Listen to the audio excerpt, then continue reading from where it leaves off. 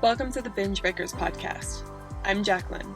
I am here to teach you how I overcame bulimia and my binge eating disorder, and how you can too. Through simple steps of mind management, repairing your relationship with yourself, understanding your habits, and intuitive eating. Disclaimer: this recording is not intended to be utilized as medical advice or a medical diagnosis. If you think you're in need of medical attention or treatment, please seek it immediately. This recording will also contain sensitive subjects such as binging and purging, weight, and depression. Please listen at your own discretion and do what you think is best for you. Hello, you out there listening. Are you a people pleaser? Do you struggle with people pleasing? Do you put others' needs above your own and then binge later out of rebellion and aggressiveness and feeling like, fuck it, it doesn't even matter? Then this episode is for you. So we're going to talk about people pleasing. It's going to be short and sweet. I'm going to talk about how people pleasing can actually lead you to go down the path of binging and staying stuck in bulimia, and how it's often not seen that way. There's not like a clear connection people make that, oh, people pleasing can actually drive your binging, but it actually can. And I see it quite often in my coaching calls. So I wanted to discuss it, because if people are struggling with it, I struggle with it, then you most likely out there listening are also struggling with it too. But as always, I always like to remind people, if you love this podcast, if you've been listening for a long time, or you've just listened to a few episodes and you're like, oh my God, gotten so much value from it, Jacqueline is a queen. Just kidding. You're like, this podcast is helpful. This is informative. Thank you. Whatever attitude you're taking towards the podcast. If you like it, please give it a review and rating. It helps me out. It helps my business out, of course. And then it also helps people see the podcast more. And the more often it's rated and reviewed, the more likely people are to see it who are maybe struggling and need help with bulimia. The more likely it will get recommended to people as well. So that would greatly help me out. And also for all of you guys that rate and review and listen to the podcast, and all of you course members out there that are part of my course, part of my group coaching program, and my clients, thank you for supporting me and this podcast. It helps so much. And without you, I wouldn't be able to do what I'm doing today. So thank you so much. And then always, of course, if you are looking for more support after this podcast and you feel like you need more structure and accountability in your recovery process, I offer one-on-one coaching, I offer group coach, and I also offer a bulimia recovery course. You can find all the information for those programs on my website, which is bingebreakers.com, or in the show notes below, whichever is most convenient to you. Okay. Let's talk about people pleasing. So what is people pleasing? Firstly, people pleasing is basically saying, like, doing things that you think people are going to like, doing things you think people are going to like, that's going to please them, even if it's not necessarily what you want to do. So this can be saying things that you think they want you to hear, doing things that they think they want you to do because you think it's going to make them happy, but it's actually something that you absolutely hate, or something you don't like, or just something that isn't necessarily authentic to you.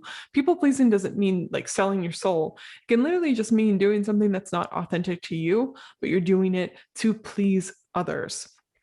And it seems super innocent. Honestly, I was taught to people please as a child. I was taught that that's important, making sure, being polite, making sure other people's feelings, others' feelings were met appropriately and taken care of was an important part of being a good person. And I think especially as women, I'm sure lots of other people are taught this too as children, but women in particular, I feel like get the brunt of this, where we're taught, be polite, be socially acceptable, make sure you are considering others' feelings. And it's a good thing. It's a good thing to consider others' feelings sometimes. You don't just want to be a person that never considers anyone else. However, this teaches you the unfortunate concept of consider other people's feelings, but we interpret it as consider other people's feelings at the expense of your own feelings. And what you have to relearn as an adult, or what I'm trying to relearn as an adult, and I'd recommend you do too, is how do you consider other people's feelings? Why am I having so much trouble saying that? Consider other people's feelings while also considering yourself. And it's hard to balance the two. How this can be damaging in bulimia or cause you to binge is when you're constantly used to putting others above yourself. I see this a lot with moms too. They constantly have to take care of kids, or constantly sacrificing all their needs. Or I know a lot of women that listen to this that are high-paced career women. Since I'm an entrepreneur, I'm a career woman. I think I attract that a lot. So high-paced career women, women that have amazing jobs out there, they are constantly sacrificing their own needs for their job and getting ahead in their career. That's always going on. And the problem with that is that it does offer you success, but then you feel like you're always not getting taken care of and you're always not having your needs met. And sometimes binging and purging can be a way that's just to have a moment that's secretly yours, to have that time where no one else gets to tell you what to do. You get to do what you want to do and you get to binge and no one's going to stop you, and you get to have that fun and enjoyment. It becomes your secret thing.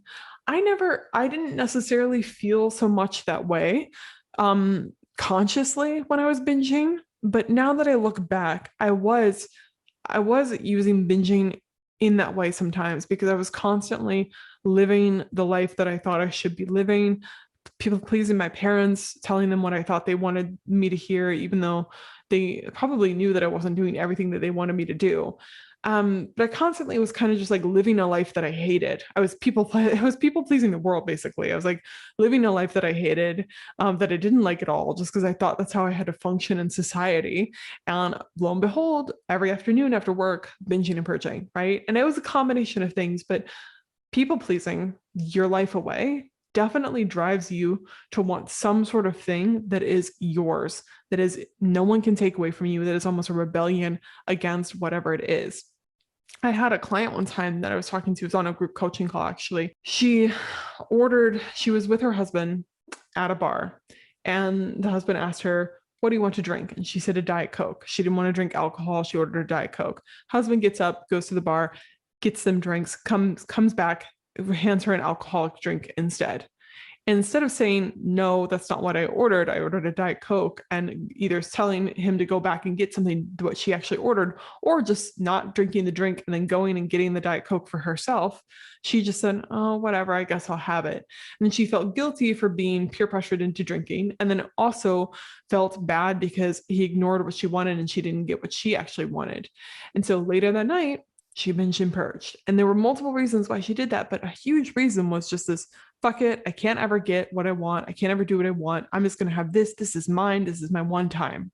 If you're people pleasing like that all the time, and it takes practice to get out of, you got to realize if you're people pleasing like that constantly, you are always telling yourself, I'm not enough. And I don't, my needs don't matter. My needs don't matter. And you're probably going to rebel in some way.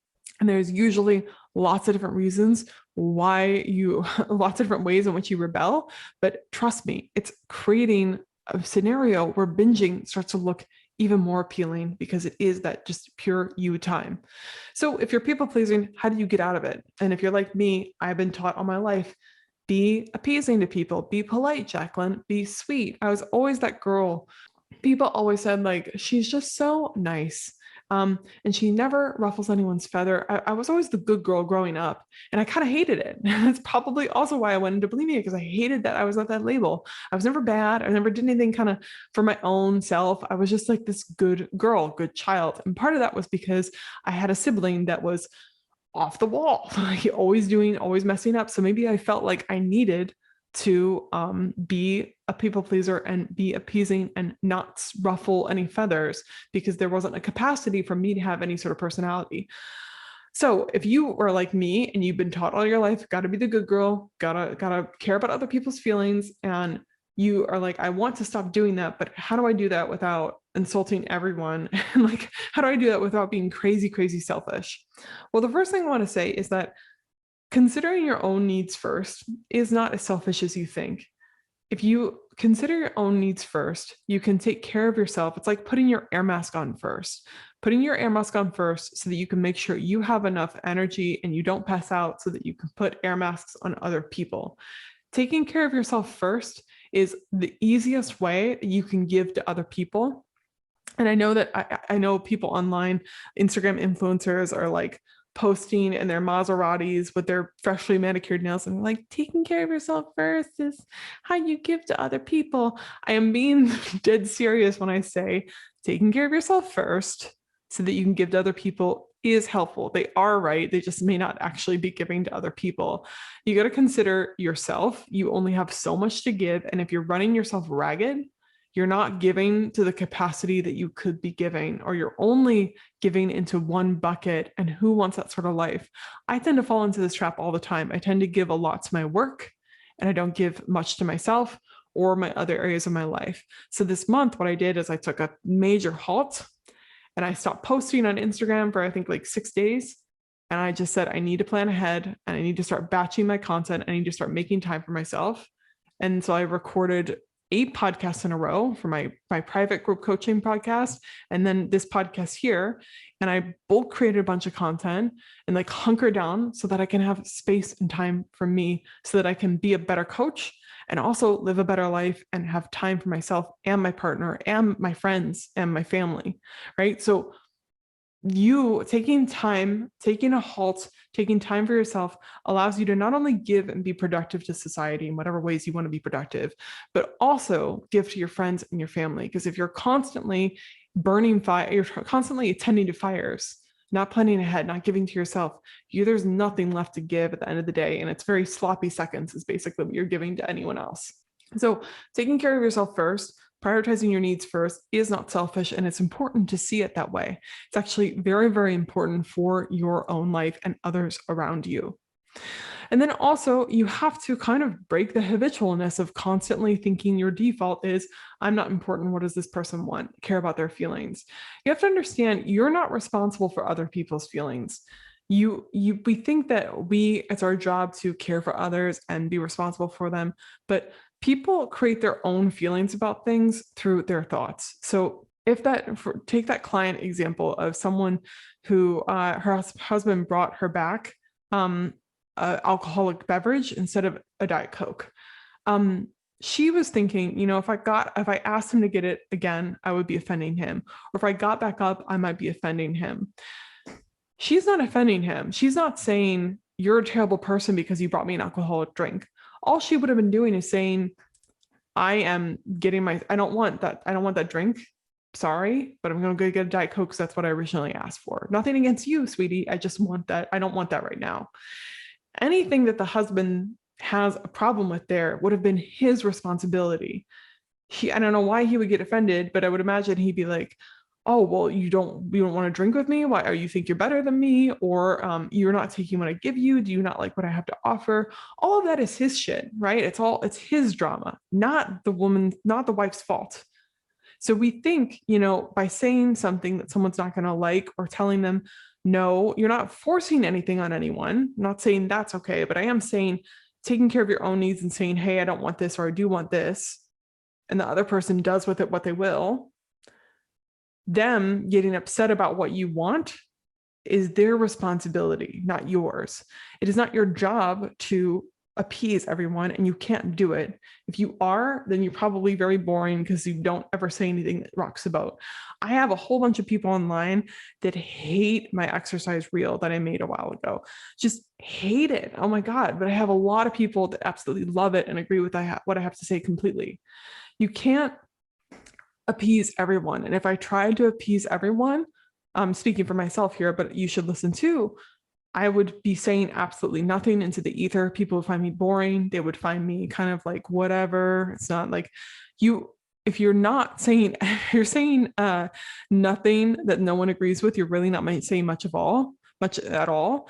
And most people are not going to agree eye to eye. So stop trying, first of all, to appease everyone, and understand that if you do offend someone, that's on them, not you. I'm not saying go around and shout inflammatory things at people and purposefully try to hurt people. But I am saying if someone has a problem with what makes you feel better and that's not hurting anyone else, and they still have a problem with it, that's their responsibility, not yours. So it's their thoughts that are creating their feelings, just like your thoughts create your feelings. So hopefully that helps. The other thing I'd say is that with people pleasing, you just have to work towards changing that behavior. If you accidentally start people pleasing again, try to catch yourself and work up the courage to speak your piece, even if you have to do that little by little. It doesn't just happen overnight, but eventually you will get better and better at it. Just like I get better and better at stating my opinion online. The first time I got a mean comment online or a bad review, It took me like weeks to recover from it. Now, when I get a bad review, even though I'm still scared of them, I am dealing much better with it. I'm still posting what I want to post. So hopefully that helps you see where, if you didn't realize this was affecting your bulimia, trust me, it is. And if you're doing that, here's how you can start trying to think about it differently so you can get out of that mindset. Okay, I'm gonna let you guys go here. Thank you so much for listening. I hope you have a wonderful weekend. I hope it's full of speaking your mind and not pleasing people for the sake of people pleasing. And yeah, never give up on yourself, my friend. Bye.